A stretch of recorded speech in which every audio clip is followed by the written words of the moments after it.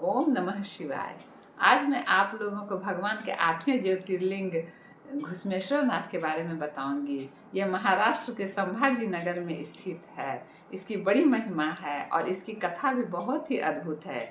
एक भक्त इतना क्षमावान था कि भगवान को पृथ्वी पर प्रकट होना पड़ा था। इसकी कहानी इस प्रकार है। सुधर्मा नाम का एक ब्राह्मण था। उसकी पत्नी थी सुदेहा। दोनों ही बड़े धर्मात्मा थे, परंतु उनकी कोई संतान नहीं होती थी। बड़े दुखी रहते थे बेचारे। एक दिन सुदेहा ने अपनी बहन घुष्मा की शादी अपने पति से करवा दी संतान के लिए।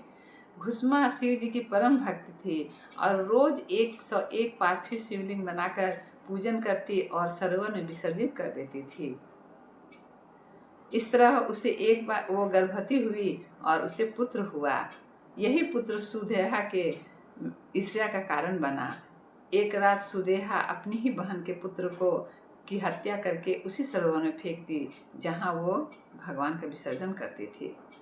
जब घुष्मा को पता चला तो वो दुखी तो हुई लेकिन विचलित नहीं हुई और उसने कहा, भगवान ये सब आपकी मर्जी से हो रहा है, ये मुझे पता है। और उसने उसी तरह से श्रद्धा से पूजा करने के लिए तैयारी की। तब भगवान से रहा नहीं किया कि इतनी क्षमावान और इतनी महान घुष्मा है, और वो प्रकट होकर उनको आशीर्वाद दिए और उनके पुत्र को भी जीवित कर दिए। तब घुष्मा ने कहा, हे भगवान, आपने मेरा तो दुख दूर किया, लेकिन आप यहाँ आने वाला हर भक्त का दुख दूर कीजिए, यही मेरी प्रार्थना है और आप यहीं निवास कीजिए।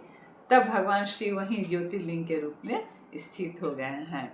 लाखों भक्त जाते हैं। जो भक्त सच्चे मन से श्रद्धा से उनके दरवाजे पे जाते हैं, उनकी सारी मनोकामना पूर्ण होती है।